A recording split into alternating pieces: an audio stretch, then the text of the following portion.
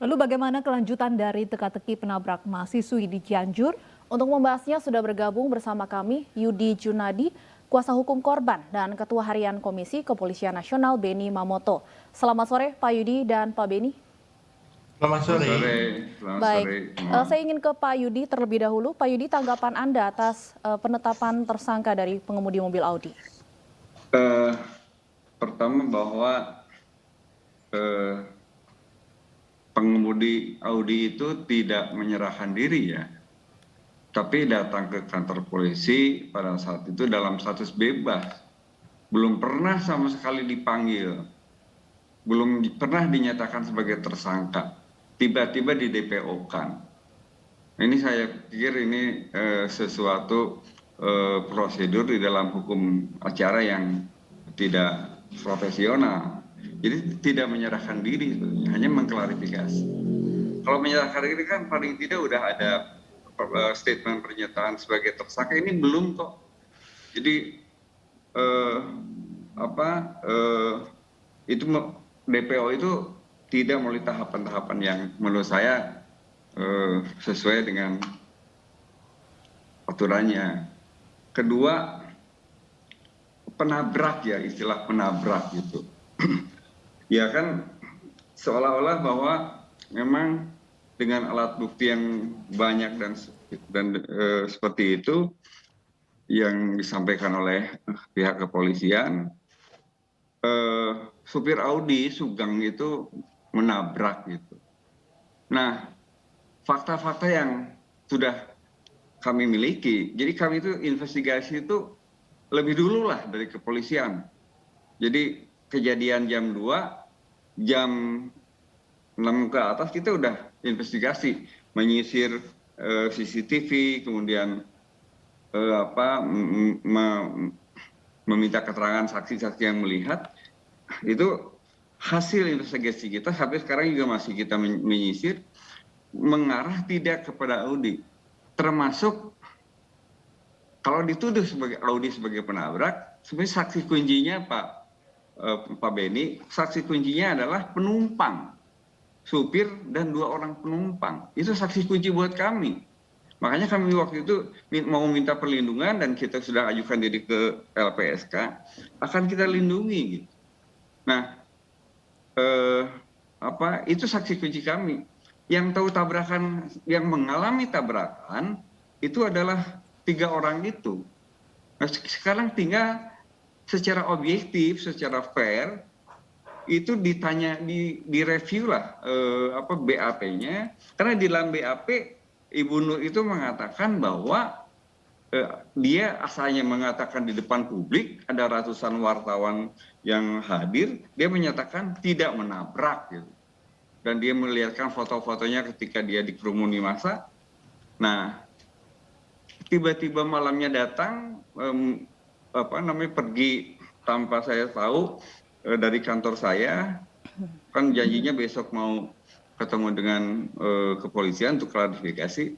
Tiba-tiba pulang, malamnya ke kantor polisi dengan katanya, ini informasinya belum jelas, dengan teman dekatnya itu bicaranya berbeda. Sore bicara bukan penabrak, malamnya. Jadi saya mohon deh, kalau mau fair, itu dipanggil ulang, periksa ulang. Pak Yudi, Anda melihat banyak kejanggalan-kejanggalan begitu. Saya ingin menanyakan ke Pak Beni, apakah juga Kompolnas melihat kejanggalan tersebut dalam kasus ini?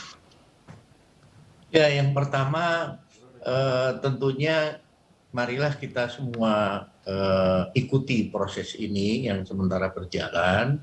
Jadi kalau polisi sampai dengan menetapkan tersangka, kemudian menahan, tentunya sudah punya bukti yang cukup. Pertanyaannya adalah bagaimana proses pengumpulan bukti itu dilakukan sampai dengan kemudian digelar dan disimpulkan serta diambil langkah untuk melakukan penahanan.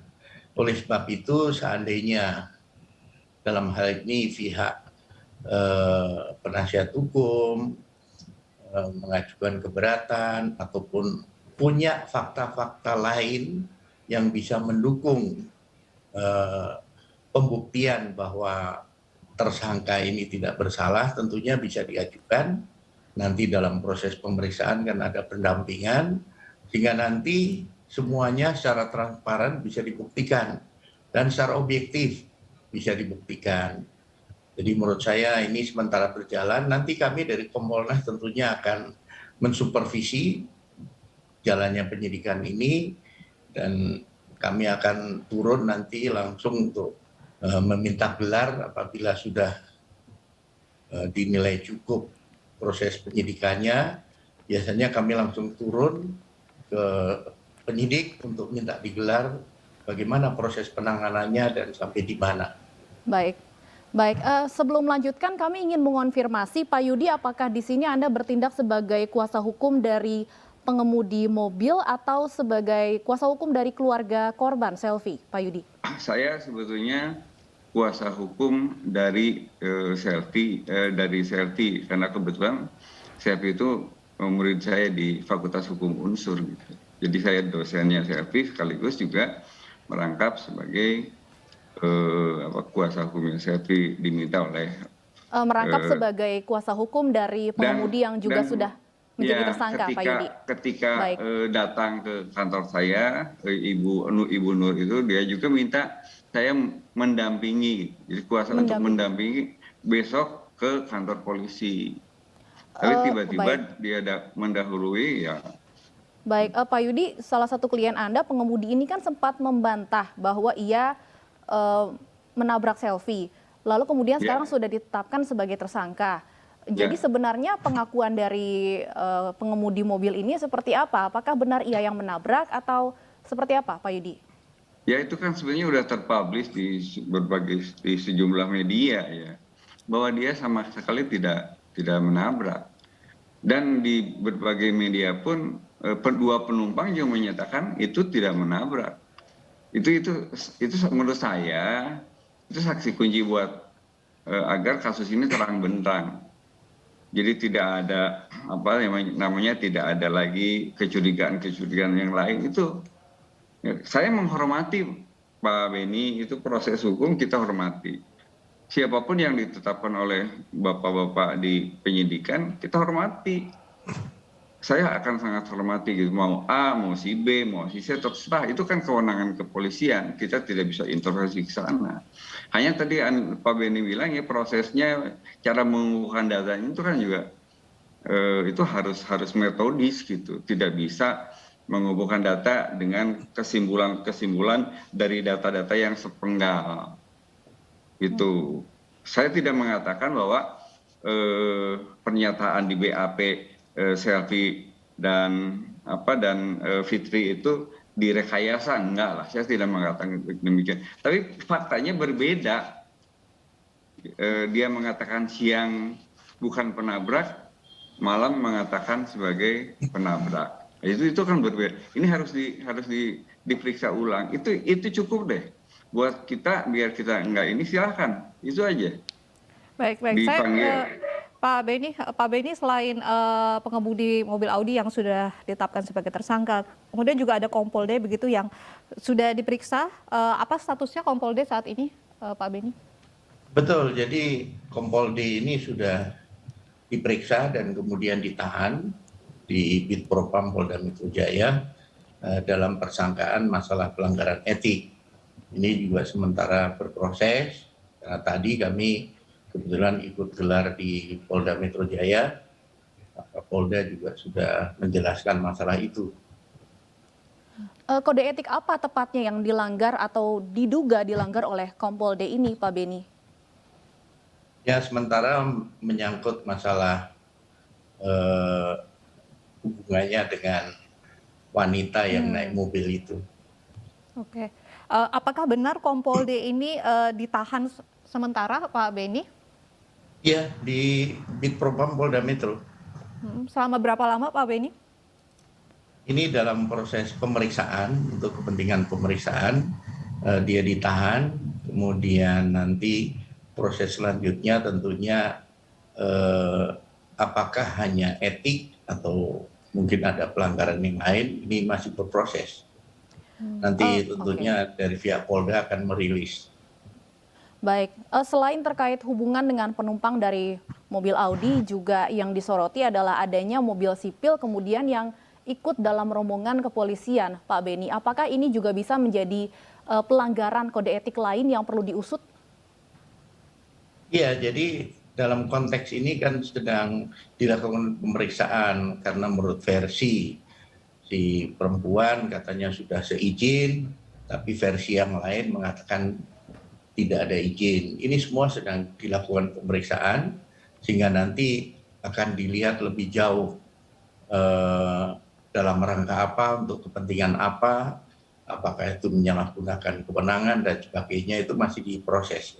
Dalam peraturan apakah diperbolehkan begitu Pak, mobil sipil begitu masuk dalam iring-iringan polisi? Tergantung konteksnya apa ya. Kalau ini ya konteksnya kan nggak ada kaitannya dengan kedinasan.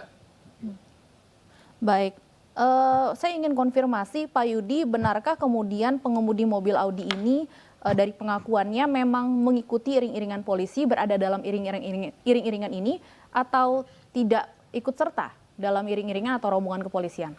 Ya, kalau pengakuan dari teman dekatnya ini, bahwa dia memang masuk ke dalam iring-iringan, ke dalam rombongan iring-iringan dari Polda Metro Jaya yang sedang bertugas negara untuk melakukan olah TKP di Ciranjang dalam kasus Wawon.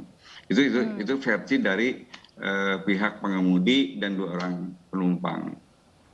Tapi Itu. tanggapan dari keluarga korban sendiri dengan penetapan pengemudi sebagai tersangka, Pak Yudi, ini seperti apa? Apakah dirasa sudah cukup atau keluarga masih merasa banyak yang ditutup-tutupi?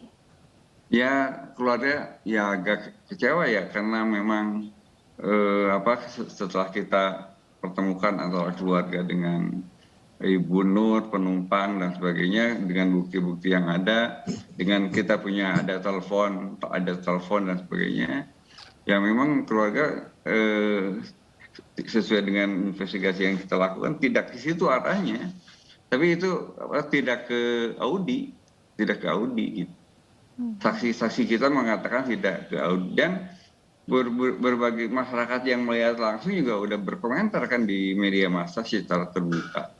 Itu kenapa tidak dipanggil Bukan juga? mobil Audi yang menabrak begitu Pak Yudi? Ya, itu ada pernyataan banyak Pak di media. Itu terbuka, kenapa nggak dipanggil gitu?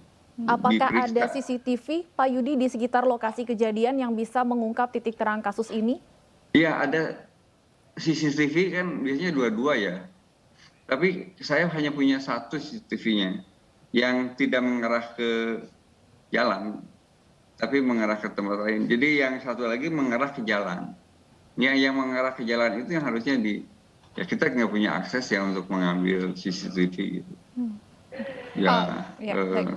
Pak Beni, tanggapan Anda begitu, ada dugaan bahwa yang menabrak bukan pengemudi mobil Audi?